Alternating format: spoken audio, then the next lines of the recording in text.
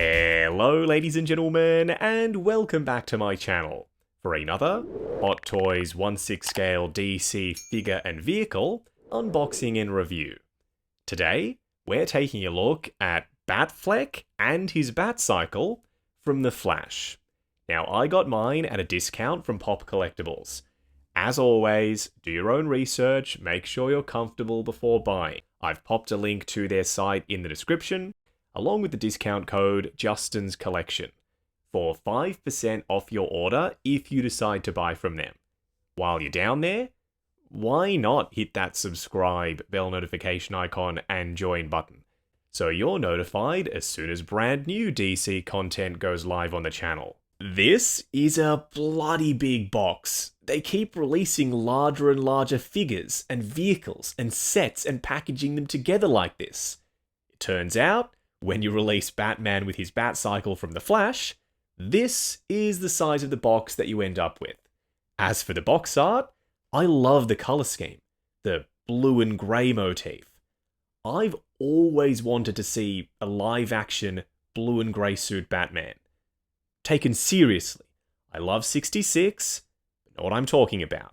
We've got an image of the actual figure riding the actual Batcycle up front. That's what's inside the box. But unfortunately, this release is a little controversial.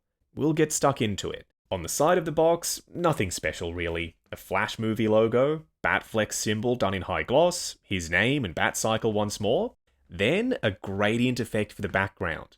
It's lighter down below and darker up top. So yeah, I'm going into this knowing full well that the figure inside the box doesn't even bear a passing resemblance to Ben Affleck in the Cowl. I think that was done on purpose by them. If you watch The Flash, fast forward to the end credits, Ben isn't even credited for his role in the movie as Batsy. You could argue that they made BVS Batman with his likeness. They did. Justice League even. But it all depends on what kind of likeness rights contract Ben had with WB for the Flash movie. Because the McFarlane version of this suit also looks nothing like Ben Affleck, whereas the Justice League one did. So I'm thinking this is a likeness rights issue. Around the back, Batman standing on his Batcycle, warnings, legal information, and their store locations. Still adore this blue color scheme with the lightning. But the question is, why did I get this? If it doesn't look like Ben, and he's my favorite live-action Batman, then it's unnecessary, right? No. Because Hot Toys have a trick up their sleeve. We will discuss that throughout the course of the video. It's time to get Batman and the Batcycle out here. Whoa, that is one beefy Batcycle. It's larger than both Pattinson's and Bale's versions. This, I'm renaming to the Bat Beast. That's how large it is. Now, unfortunately, there is no way I'm going to be able to take this thing out of the box on camera right now, as much as I want to, and trust me, I do. I've got a tripod in front of me, a camera, far too fiddly. I promise we'll come back to it. Now, there's some extra bonus artwork printed on this mini slipcover that reveals itself to you as you lift the top flap of the box. That, in my opinion, adds to the unboxing experience. We've got a sick image of Batman posed up on the Batcycle, then down below, Flash, Batman, and Supergirl logos, and the entire thing is done in a metallic silver and navy blue finish. I hope they keep including those mini slipcovers with vehicles and larger sets like this, because we also got one with the Dark Knight Rises armory. First in-hand impressions for Batman, so heavy. This is a really weighty piece. The likeness to Ben simply isn't there. What we're going to do now is get all of his accessories laid out in the light box, Batcycle not included, and take a closer look at everything he comes with. Starting off with the display base first. Technically, this is reuse, because we've received some exclusive Iron Man figures with this base mold. But the Flash movie line was announced before them. So I've always seen this as a Flash movie specific display base mold. It works very well for Batman. It's like a bat signal up on top, with blue for the translucent lens that has an LED light up effect to it. We'll try that out, don't worry. The raised bat symbol in the middle is painted in gunmetal. There's a black wash in this sculpted grille work, some panel lines and rivets, ribbed hoses, these grab handles, Batman for the nameplate with detail around the edge of it done in metallic silver foil, then a height adjustable wide scoop crotch grabber. Unfortunately, they don't give us a USB-C cable, it's BYO. Plugging it in, flicking the switch, now it looks even cooler. The soft blue glow around the entire perimeter of the base, then up top, it's gonna cast a blue glow onto Batman.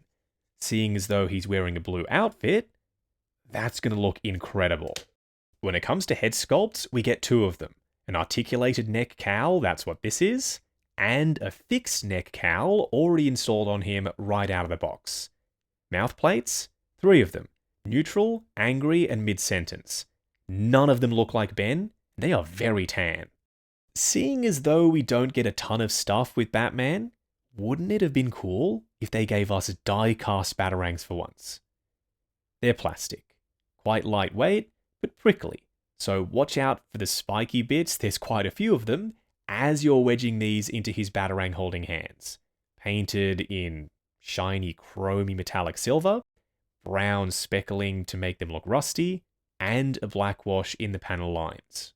Nothing special about his steampunk-style grappling gun. We got this with BVS, maybe Nightmare, don't quite remember, Justice League and Tactical Suit. You can remove this grappling hook and insert it into the barrel at the bottom. Why don't we have 2 of them, though?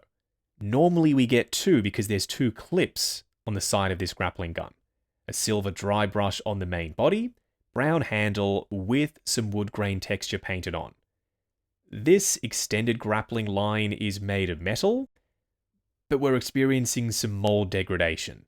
It plugs in securely, yet droops down a touch. It's a loose fit, but it also isn't going anywhere. You could argue, now that I think about it, that that grappling hook is the one that used to be there. Lastly, a full array of hands. Blue wraps on them, leather grain texture, sculpted ribbing, and little knuckle armor pieces, but they're not painted. These are gripping hands. There's also detail on the inside, very BVS-esque. Batarang holding hands, Batcycle riding hands, different from one side to the other, and the texture is really HD on them, the rippling effect. This one is meant to simulate braking, him pulling on the braking handle, whereas the other, that's a normal grip. And 2 closed fists already installed on him right out of the box. What we're going to do now is get Batman himself out here.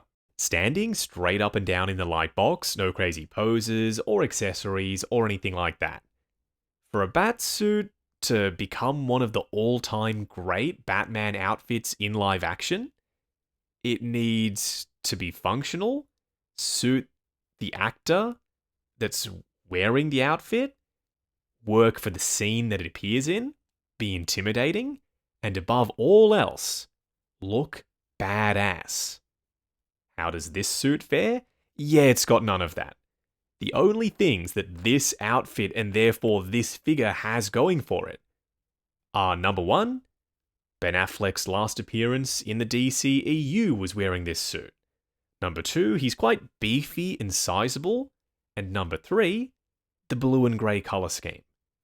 Would this read more tactical suit from Justice League or BVS-y if it was black and grey? Yeah, maybe. But I'm all about the blue. There's no reason why Batman can't chop and change colour palettes for his outfit depending on the situation. He's going out in the daytime.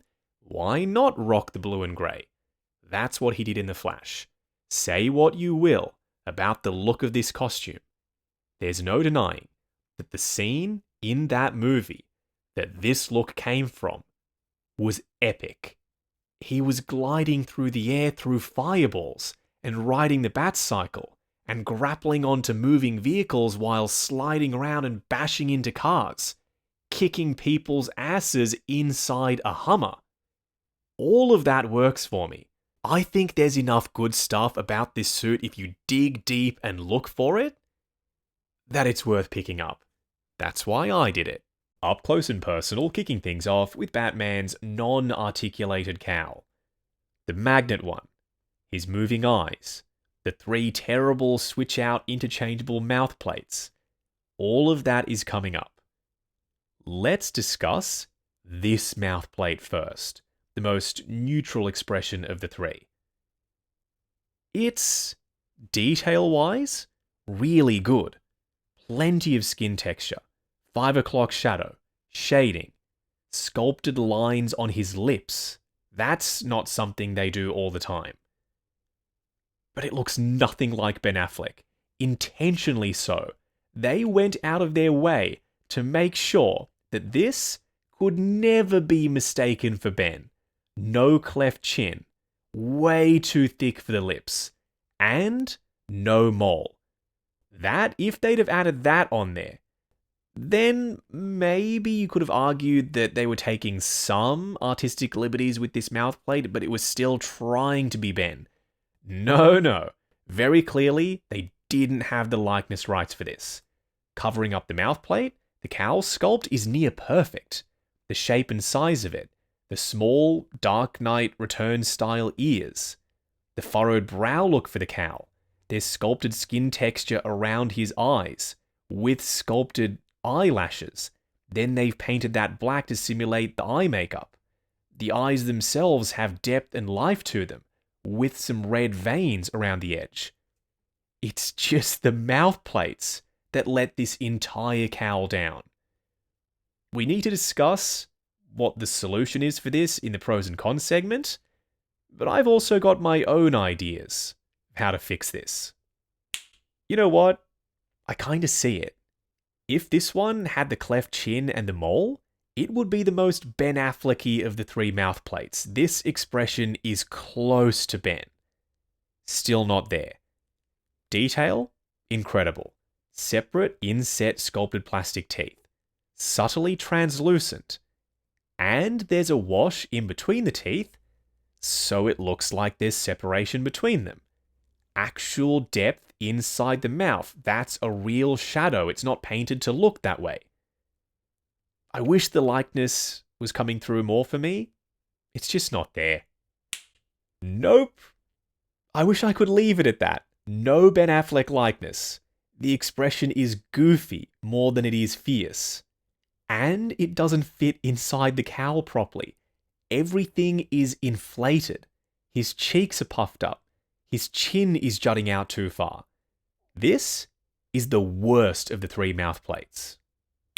Ugh, back to the standard mouth plate. I'm getting really bummed out. I don't want to feel that way about Batfleck. He's my guy.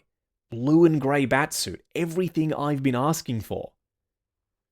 But the mouth plates, they're ruining it for me. At least from the side profile. That looks kind of like Ben.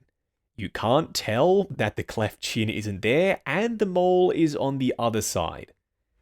One thing to watch out for with this cowl is as you're sliding it underneath these chest armor pieces, it's going to get scuffed up.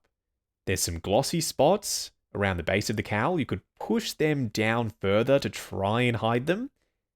But I would suggest either sticking with this cowl or the articulated one, and leaving whichever you go with on the body permanently. It's the act of switching them that's what causes the glossy marks and damage. Dude, the side eye? That's a seriously mean-looking Batman sculpt. Once BVS 2.0 releases, and we get the mouth plates that actually look like him, that are compatible with this cowl, it's going to be an enormous upgrade. If you don't want to wait for that, but you own Justice League Tactical Suit Batman, with some light modding, these mouth plates are technically kinda sorta compatible with this Batman. We'll touch on that in the pros and cons segment. Let's do some rapid fire eye position tests. This eye position is going to make more sense with the articulated cowl. This one has some articulation, mostly back more than forward. There's a notch at the base of the cowl that slots into the top of the bat symbol for the chest armor. So if you angle it back or left and right, it won't be nestled in there properly. Can you believe it? Our first Ben Affleck Batman, well, not really, DCEU Batman, with moving eyes, instead of the switch-out ones that we got with BVS and Nightmare, and Justice League and Tactical Suit. And these are the mouth plates that they give us. Covering it up, side-eye, that's the way I'm going to go. Very quickly, if you don't have the tool to hand, but you still want to move the eyes around, your finger works perfectly fine. It looks like there's not enough access. There is. Looks can be deceiving. I wish we didn't have to remove the cowl every single time we wanted to adjust the eyes. That's where the magnetic head sculpt comes into play. Way easier than taking off this entire thing. Because attach the neck piece to the body with the ball joint, leave it there. Take off the head only, and move the eyes around. Way more access, and you're not going to scuff up the base of the cowl by taking it on and off constantly. I can see the comments now. Justin, I've got Batman. I want to install the articulated cowl. How do I do that? How does this piece come out from the stock fixed neck cowl? Not easily, is the short answer to that. Grab Batman really securely. Then you can give this ball joint neck connector a massive yoink until it comes out. To then install this one, also not easy. Wedge the front of the cowl in behind the chest armor, push down as hard as you can until it pops in place. I wish they'd given us articulated cowls with the first BVS and Nightmare and Tactical Suit and Justice League, because the range of motion is unparalleled. We've never had a stock cowl with this much range of motion. Custom? Unreal Toys? Yes, they've done this previously, but not Hot Toys. It's pretty ugly from some angles. You can see the seam under his chin.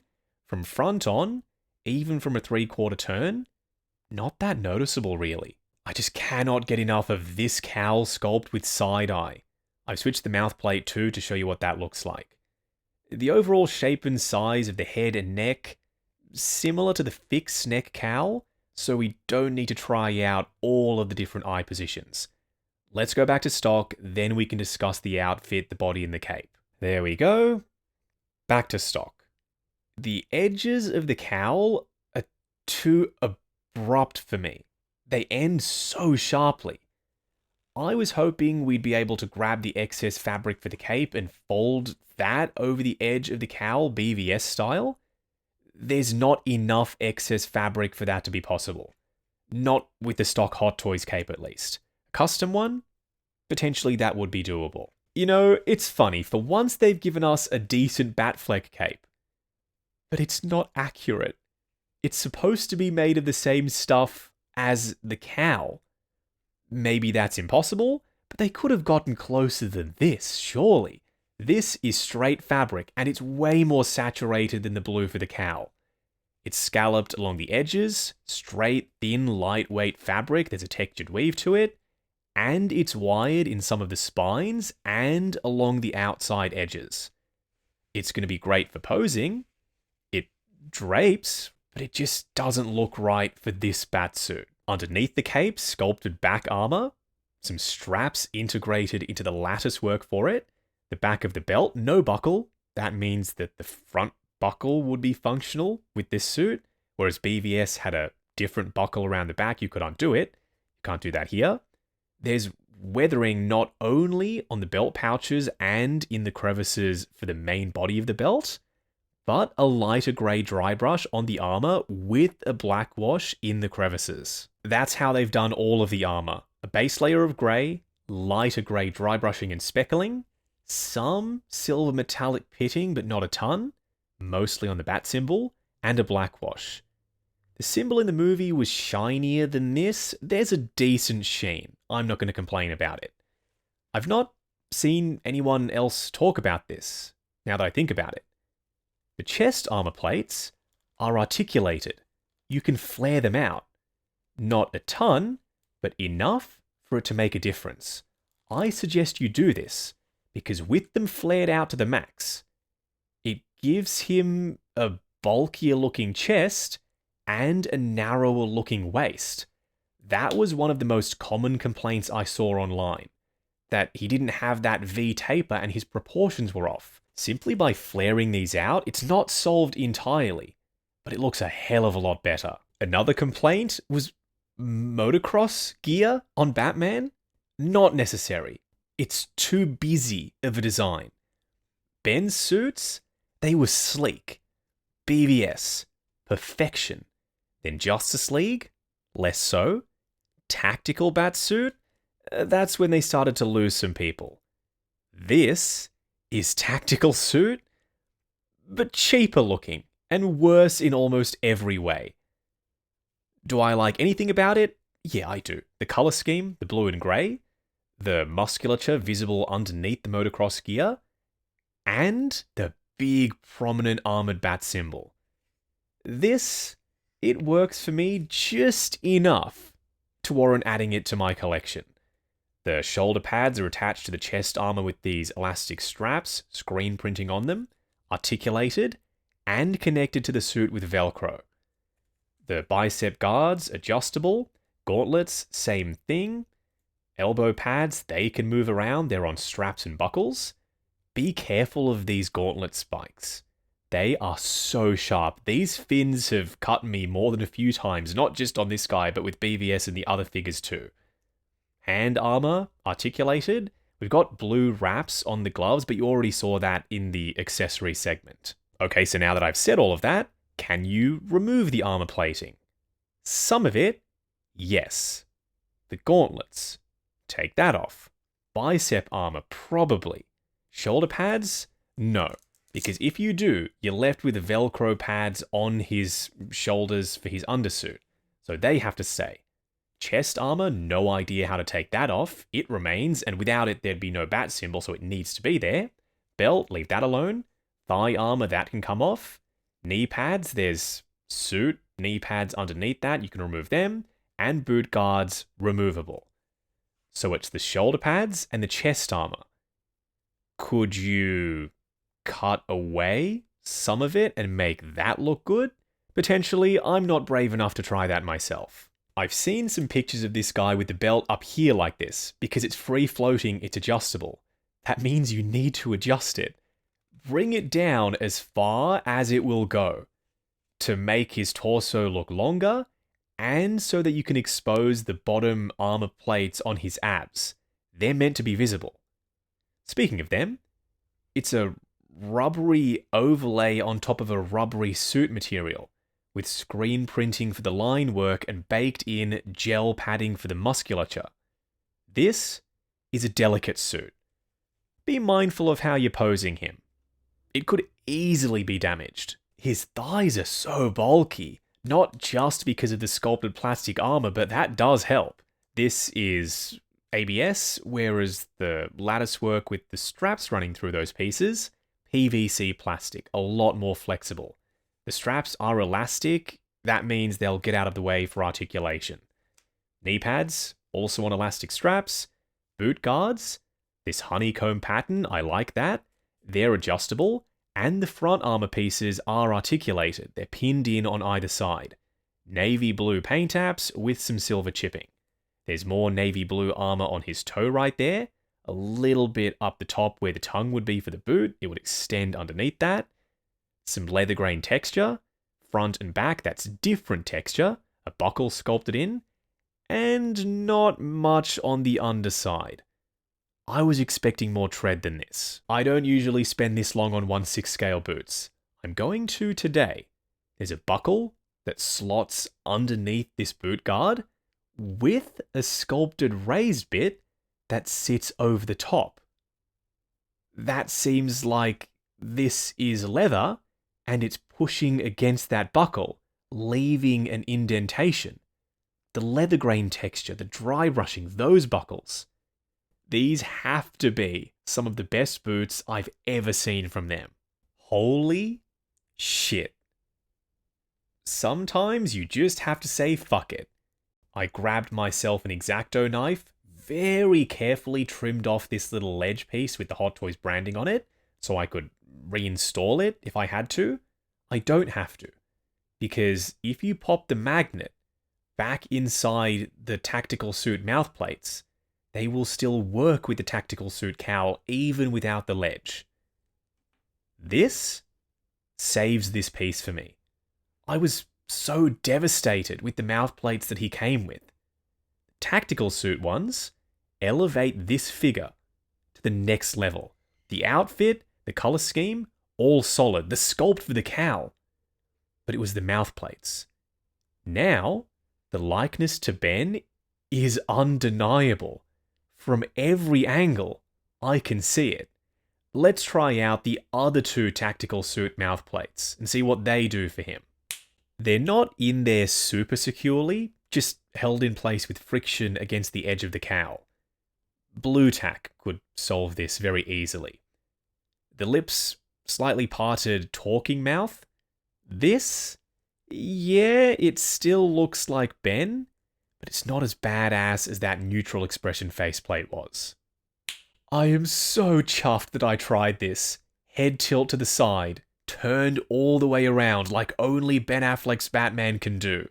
Eyes to the side, cape billowing off in the wind. I can see it now. This angry mouthplate is bad frickin' ass. Yeah, I don't mind if I do long term in the collection. What do you think? Let me know in the comments. It's time to move on to the Batcycle. Et voila, here it is in all its glory. I honestly thought that this was going to be cancelled, because they cancelled young Barry, and he had way more screen time than this thing did. Not to mention, cheaper to produce young Barry versus this. New tooling, complex engineering for moving parts and pieces, switch out weapon attachments, and LED light-up effects. Then you have to paint the darn thing. Something this sizable cannot have been cheap to produce. But they stuck to their guns, and they did it. Let's start with the basics. How do you even display it? It's got a low center of gravity, it's pretty heavy, so it's nice and planted, and the front wheels are wide set, they're rubberized and grippy. It can balance and stand on its own. Until you pop Batman on it. The extra weight of Batman back here, the Batcycle could topple over. I would suggest, if you are planning on having Batman on it, use one of the plastic stand pieces. They're unsightly, you will be able to see them, but they give you some much needed extra security. This one slots in underneath these vent parts, whereas the other, this is the ugliest of the two, plugs in at the front and meets the angle of the panel on either side. You can flip this round, it goes both ways. The back tire can rotate, not super freely, but it's enough for me. It's made of a thick, sturdy rubber too, so it's not going to deform as the Batcycle is resting on it in the collection. They've weathered not only the tread section, but also the sidewalls of the tire, on both sides, with this speckling of grey paint to make it look aged and worn. Front wheels, both can rotate. The instructions say they pivot. I've not found that to be the case. I don't know why they suggest that's possible. They flex, but that's scary. I don't want to break them off these axles. Be careful, don't try it. Even though the instructions say it's possible, I don't think it is. These tires, they're weathered in the same way as the back one. Check out the detail on the seat. That comes across as though it's made of padded leather. It's sculpted plastic, leather grain texture, stitching, even a seam line around the edge, more stitching for this back pad, and a lighter grey dry brush. I thought at first it was a soft rubber. It isn't. This is nice and sturdy. What's Batfleck without his guns? We've got a smaller one up top and a larger one at the bottom, but even the smaller one is not that small. They're painted in metallic black, then there's a lot of silver speckling over the top. We've got two guns on either side. This detail is so freaking cool. There's springs for suspension for the back wheel. And if you set this down and push on the back wheel, those springs, they compress. They're functional. That's real 1/6 scale suspension. They didn't need to do that. But they did, and I appreciate it. The handlebars are articulated, they move as one piece, and the brake levers can actuate. These are very thin pieces of plastic. I would try not to put too much pressure on them when you're popping Batman's hands on these handles. Maybe attach the hands to these first, then connect them up to Batman's wrist pegs. More moving parts. These can rotate and these ones can. Which is good, because if they couldn't, and you were pushing Batman's feet up against them, they would likely snap on you. You'll need to rotate these to accommodate Batman's feet when you have him riding it. In the film, when he was being shot at, he sprung open these panels, and you can do that in 1/6 scale. The hinges that they're on, so small. There's 2 of them, one at the base of the post and another up top. You can angle these and articulate them however you like, really. There's some extra detail hidden underneath those panels, and they've even weathered the structure of the Batcycle on the inside that's only visible when you open up these shields. I'm partial to leaving them up and at an angle. It seems more Batman-y to me, like the BVS Batmobile. When you close them, they snap in place securely, and the tolerances are so tight that those seams, they blend right in. This back here is his main thruster. The entire Batcycle is essentially a jet engine. In the middle, this piece would power this thruster, I would imagine. He's got an engine brake to stop abruptly if he needs to. This springs back, real metal rods for the pistons, then you can flare the back parts out. I know this is just a brake, but it looks so much cooler with these bits deployed. So I reckon I'm going to rock it like this. And then paint applications, metallics, and weathering everywhere. The paint for something so large is really good. The metallics have a flake to them. You can see how light bounces off the surface. There's pitting, washers in the crevices like those sculpted screw heads, carbon fiber bits, this panel, and metallic blue, purple, and teal shading on the exhaust ports. This vehicle runs really hot, I would imagine.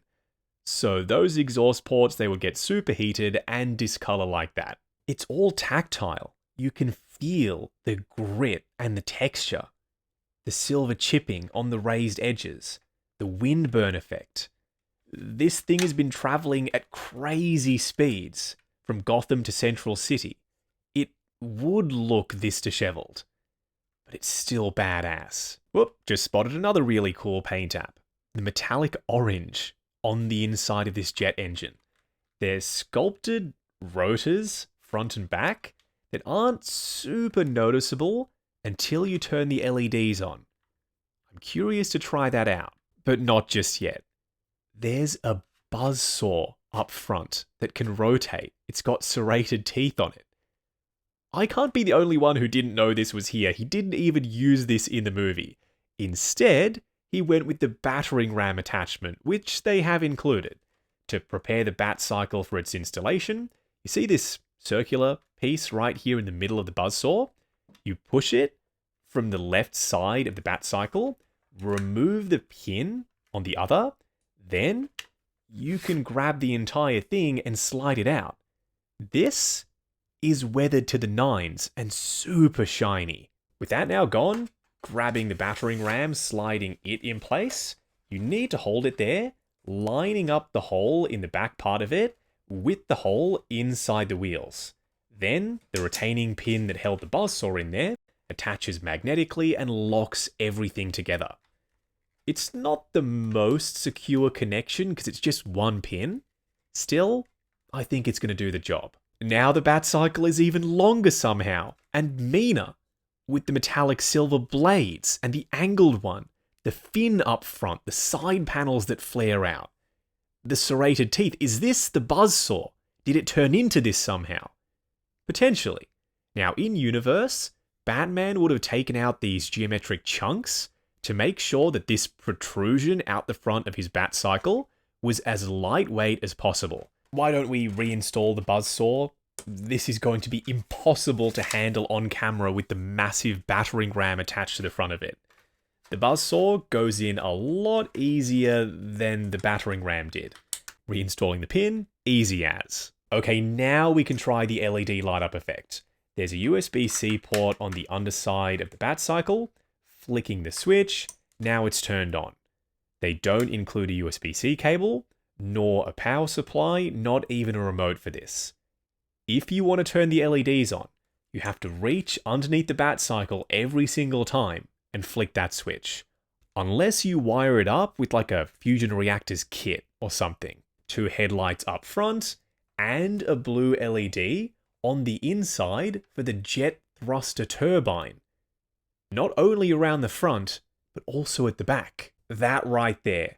A bright, nice, cool blue LED. Then we've got a much more saturated blue LED for the back part of the jet engine. It's in low light, gonna cast a blue glow on Batman's armor when he's riding this. Okay. Is this worth getting? If you've got room for it, and you're a fan of the Snyderverse Bat vehicle aesthetic, you love Batfleck as much as I do, shit yeah it is. Get this. I highly doubt you're going to regret it. As soon as you have him sitting on this with the LEDs turned on, in low light, hit play on the Batfleck theme from BVS, this thing is going to come to life. Getting Batfleck to ride this is doable, it's not impossible. But it's risky. The rubbery material for his undersuit is notoriously fragile. You will ruin his outfit if you permanently leave him on the Batcycle. Do it, take your pics, then remove him from it and have him standing next to it. I'm not about to try and pose him up in this segment to pop him on the Batcycle. I'll have him riding it a little bit later, towards the end of the video. For a quick side-by-side comparison, on the left, Flash Batman in blue, and on the right, peak Ben Affleck Batman, BVS. That just so happens to be my custom one. I fully repainted the suit lighter grey, shading for the muscles, and gold dry brushing on the high spots. Something that most folks don't even know is present on the BVS suit, but it is. Belt mod, custom cape, and a custom Zhao 3D modeler head sculpt. I'm so proud of the way he turned out. Next to the Flash suit, we've got clean, simple, incredible proportions on the right.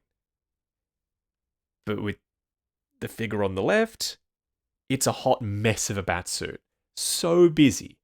My eyes can't rest when I'm looking at him. It's chock full of detail in all the wrong ways.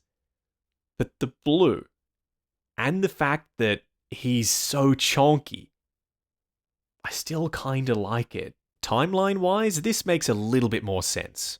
Justice League regular suit. Custom cape, custom Zhao 3D modeler head sculpt. If I'm remembering correctly, Andy Muschietti and the folks who made The Flash, they were saying in interviews that the bat suit underneath all of his armor is the Justice League suit. That's why the ab armor is so similar between them. But it doesn't look the same to me. The panel lines on the undersuit are different. And there's a different texture at play. The color is lighter. So I'm going to go out on a limb and say that they're different outfits entirely. If I had to pick a winner, it's Justice League. That right there is how you do a Ben Affleck batsuit but armored up. Make the look of the armor integral to the look of the entire outfit. Don't have everything clash. Why is the armor so contrasty with the Flash outfit? I just don't understand. I've done mods to the figure on the right, longer ankle pegs, custom head sculpt, but stock cape, and everything else is stock. Technically, any Gal Gadot Wonder Woman would work for this. BVS, Justice League, WB100, or Wonder Woman 84, which is the one I went with.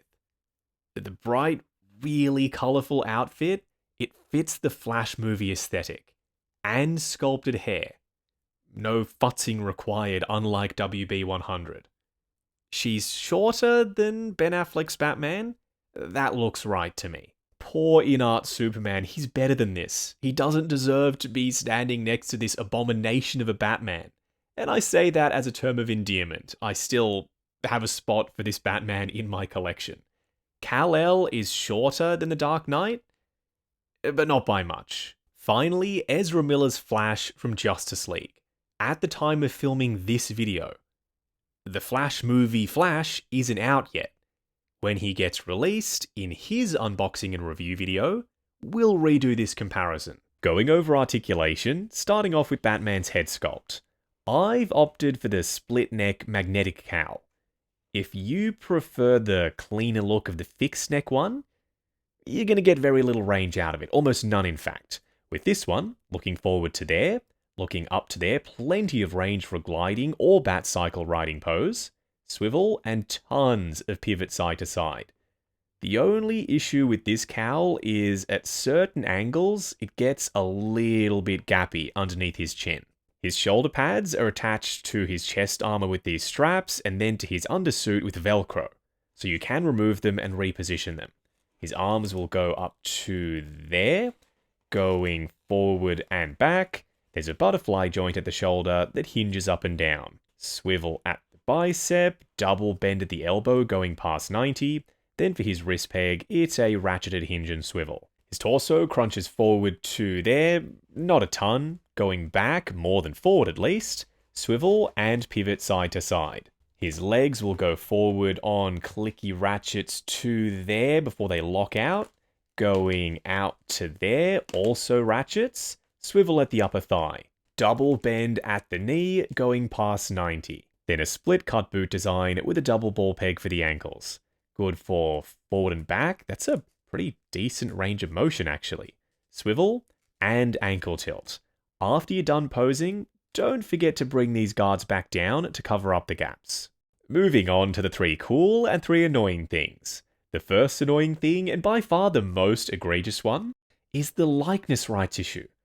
Don't you hate it when licensing and rights get in the way of making a collectible accurate? Because that's what happened with this. They knew full well, when they decided to make him, that they couldn't have him look anything like Ben Affleck. What's their solution for this problem? Simple. Buy another one of their Ben Affleck Batman figures. You can fix it. But that means purchasing the BVS 2.0 release, then taking these mouth plates and popping them in the Flash movie cowl. I don't know how I feel about that. They could have had the ports on the new cowl be backwards compatible with the first BVS Batman, or Justice League Tactical Suit, or Justice League Regular Suit. Instead, no, you've got to buy a new one. The second annoying thing is the cape. They always struggle with Batman capes.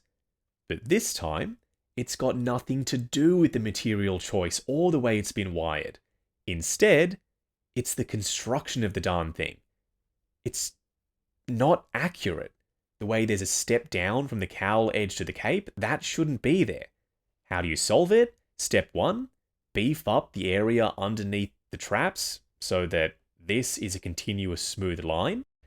Step 2, get the color match between the cowl and the cape to be way closer than it is. The cape is too dark.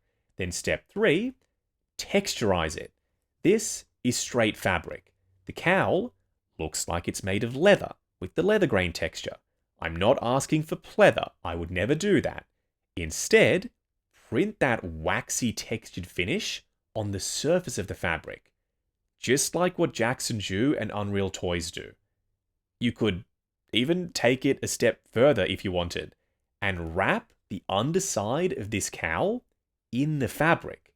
That would make it one continuous smooth piece. Would there be a color and finish mismatch between the head sculpt and the neck? Yeah, a little, but it's a trade-off. Do you want a connection between these two pieces that's more accurate, or do you want these two parts to match better? The third annoying thing is the hinges for these front panels on the Batcycle. They're so small, they're made of plastic, And these pieces are massive. I have a feeling that if you are not extremely careful with them, they're going to snap in 2 seconds. The first cool thing only applies if you're okay with customizing. Some people aren't, and I totally get that. If that's the case, ignore this. Say you own Justice League Tactical Suit Batman, and you're interested in upgrading your Flash movie Batman, grab the mouth plates, cut this back step off, the raised lip, then these mouth plates will perfectly fit inside the new cowl. And you cannot tell me that that doesn't immediately solve the likeness issue. The second cool thing, I know we've gotten this base recently with Iron Man figures, so it's not new per se, but it works so nicely for Batman in this gunmetal color, with the blue LED light up effect and the bat symbol smack bang in the middle of the base. I need to find a way to have this base lit up permanently in the collection because it looks so freaking good. The third cool thing is the entire Batcycle. The fact that this thing even exists in the first place. It was only in the movie very briefly, and the Flash, it came out at the tail end of a dying universe, meaning they can't reuse this mold for anything. This, all new sculpt work, and considering the size of it, it must have been a very expensive undertaking. The best part for me, they snuck in the ramming accessory. So now, you can make the Batcycle even bigger and more beastly with this. Wrapping up on Hot Toys, The Flash, Ben Affleck Batman in his blue costume with the Batcycle. Not talking about the Batcycle yet. Batman himself. He's the worst Ben Affleck Batman they've made so far. That's a really high bar. Justice League, BVS, Tactical Suit, Nightmare, some of the best 1/6 scale Batman figures that exist today. This is just a slight step down from them. For the outfit, the proportions, and the accessories. You get less. But they're core accessories, grappling gun and batarangs. Where this guy falls short is the mouth plates. They had to skirt around likeness rights issues. They've solved it kind of with the whole 2.0 BVS mouth plates being compatible thing. Not good enough. If you are making a Ben Affleck Batman from The Flash, he needs to look like Ben Affleck. Come on, Hot Toys, what game are you playing? So at the end of this, do you get Batman? Batman with the Batcycle? Or just the Batcycle? That depends on you. If you've got Justice League Tactical Suit, you want to do the mods, make the mouth plates work, upgrade this, then get him. If you cannot stand the look of this outfit, and you hate the cape, the way it connects up under the cowl, it's not accurate, skip him. Use the Batcycle for one of the other Ben Affleck Batman figures. BVS would look beastly on it. So let's talk about the Batcycle. It's a monster of a thing. So big, so heavy. If you've got the room for it, the vehicle itself has presence. It's commanding. It looks intimidating. It's got the battering ram attachment and a light-up feature that's powered by USB-C. So many things going for it. So out of the two, the figure himself is a maybe, depending on what you like and what you don't about it. The Batcycle, I reckon, is the one to get. Both is preferred, but if you have to pick, get the Batcycle. Now, I got mine at a discount from Pop Collectibles. As always, do your own research, make sure you're comfortable before buying. I've popped a link to their site in the description, along with the discount code Justin's Collection, for 5% off your order if you decide to buy from them.